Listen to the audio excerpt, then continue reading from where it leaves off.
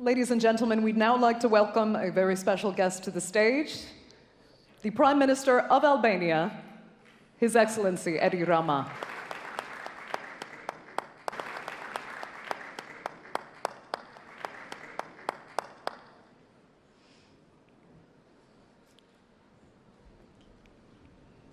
Mr. Prime Minister.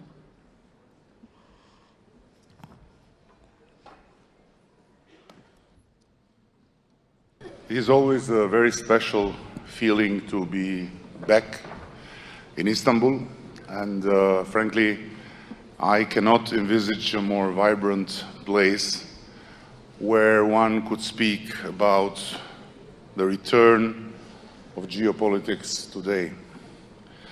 This has partly to do with the fact that Turkey has a multifaceted foreign policy and strategic outlook. It has a deep understanding of the Middle East and the Mediterranean, as much as it is engaged with Central Asia and the Black Sea region.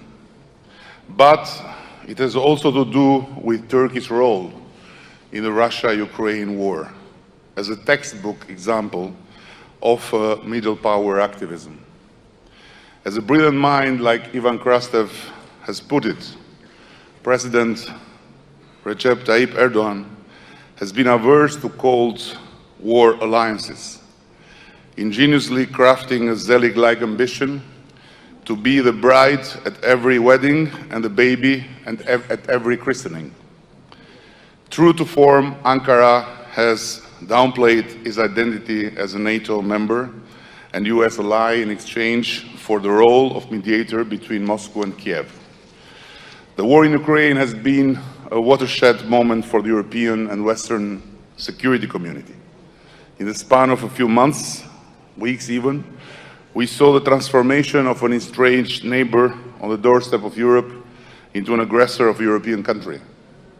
In fact, the signs had been there since the invasion of Crimea. That must have been a non-negotiable red line for both the EU and NATO, for us all in the West. Instead, we kept living on the illusion that such a major transgression would only lead to a continuous frozen conflict with no real and imminent consequences to the Western security. But these illusions were shattered with the Russian aggression of 24th of February this year. And let me share with you my conviction that the assault on Ukraine is not just about Ukraine. It is an assault on the whole Euro-Atlantic community. Energy price crisis and war inflation are the weapons aiming to bring the rest of Europe down at its knees and to change the security architecture of our continent. The Western Balkans, from where I come, is a region imbued with very specific vulnerabilities and exposed in particular ways to the challenges emanating from the most recent geopolitical competition, the new types of security threat, and especially from the conflict in Ukraine.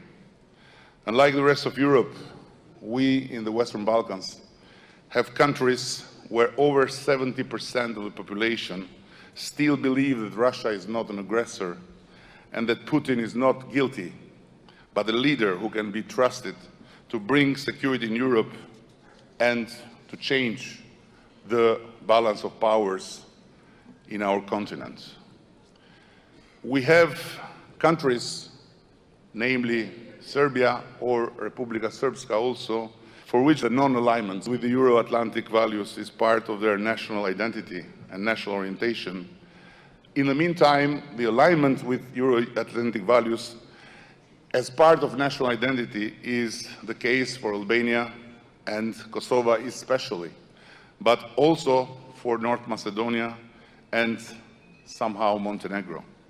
And this is precisely because of all these very important differences that it's so important for the region to have a strategic partner like Turkey in the diplomatic, political, and economic front. It's very important also to say it clearly and loudly to all our European and American friends that in the Southeast Europe, and especially in Western Balkans, Turkey is not a third power. Turkey is not a foreign other in our part of Europe, because much of our history of state formation, as well as our integration in the Euro-Atlantic community, is embedded with the path and the history of Turkey. Turkey is a regional power, and for our region, for the Western Balkans, is a determining one. The truth is that the European international system, which has laid the basis for 20th century international system, has failed to incorporate two very different actors of the continent, Turkey on one side and Russia on the other side. In the current geopolitical context, Turkey has shown that it is a very special and I would say irreplaceable contributor to European and global security. Through its flexible and pragmatic approach and by cultivating a plethora of strong and good partnerships, Turkey has indeed served and can serve, as we are witnessing in nowadays, as a broker of many disputes related to traditional security, as well as newer security challenges in the area of energy, of food supplies, of migration. Let me bring you back for a single moment to that determining moment in Europe's history when Turkey managed single-handedly the migration crisis caused by the Syrian war from 2016 and onwards. Without Angela Merkel, the honor of Europe would have not been saved. It was her who stood for welcoming the emigrants in Germany at that big crisis. But without Recep Tayyip Erdogan, the walls of Europe would not have stand.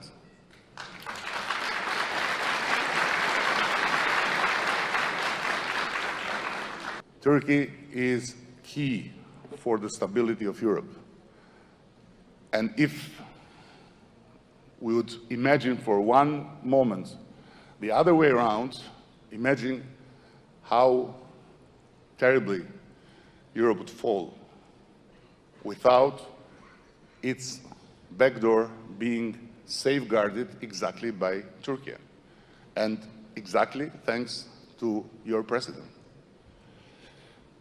The inability of Europe to work with those who are different, and I put different among parentheses, from the standard model core of Europe member states, has hindered, in fact, an inclusive model of European security.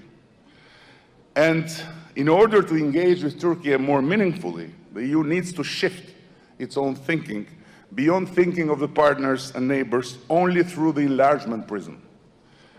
Because as a result, what we are witnessing is that the EU has been left with a limited sense of its own strategic independence, centered around normative models of rules, norms, and governance. And in this context, I must say, the new initiative of the European political community is very welcomed. An idea born in the 18th century, thanks to a French who envisaged peace for Europe only through a big platform of unity and cooperation between all the countries, including the countries that at that period were under the Ottoman Empire, and including Russia. So a fresh impetus has been given to this idea that has come and gone, by establishing an inclusive platform for all European countries, despite their outlook on world affairs or on foreign policy, to sit at the same table and discuss pan-European issues like energy, security, food security, connectivity, traditional security, new threats like cybersecurity. And in this framework of this platform, we must also start to think, now rather than later, of how Russia will be engaged once the war in Ukraine is over, of course, and the territorial integrity of Ukraine indisputable. So, to conclude, I would first say thank you for the honor. It's really a privilege to speak here, and it's a privilege to speak before your president. And in the same time, I would not say that this is the return of geopolitics, but geopolitics was here with us all the time. It was us, especially the part of us in the European Union, who forgot how to think strategically and to create mechanisms to prevent what was coming. And many of us didn't see. And let me say it all, in this regard, Turkey, under the leadership of President Erdogan, is setting a different tone, is giving a different way to reflect on how to deal with each other, and is serving as a playbook for how, in the meantime, you are fully principled, you don't negotiate things like territorial integrity, you don't open paths to quick fixing, but on the other hand, you never forget that at the end of the day, the power is about the people. And in all the efforts of your president to make sure that in the meantime, billions of people are not under the threat of hunger is the true face of Turkey and Turkish leadership, thinking at the end of every day how politics serve the average people, them who have not the chance to be in front of the cameras, them who have not the chance to be heard. Thank you very much.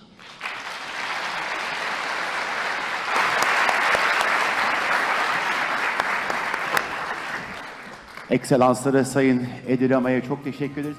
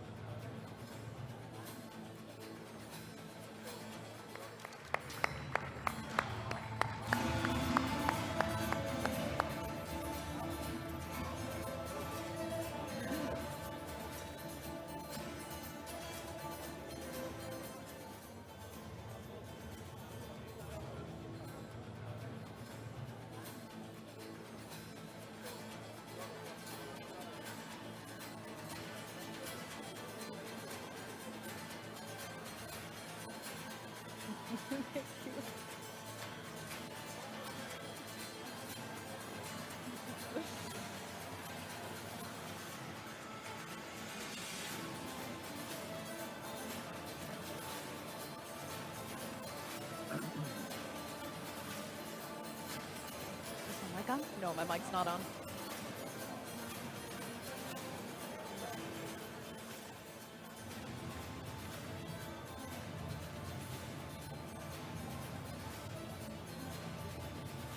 Ladies and gentlemen, we'll be taking a lunch break now, but please do return in just a little bit over an hour at 13:40, and we will begin our first panel discussion of this year's TRT World Forum. Mapping the future. Mapping the future, uncertainties, realities, and opportunities. And our first panel will be A World in Disarray, the return of geopolitics. We have a fantastic panel joining us. So please, we'll see you back here at 13:30. Enjoy your lunch, everybody. Thank you very much. We'll see you soon. Thanks.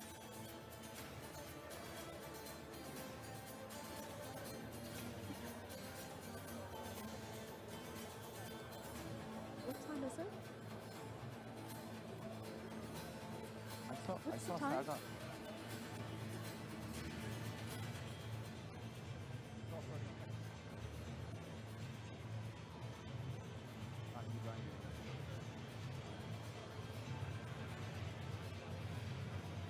I'm Wilson. How are you?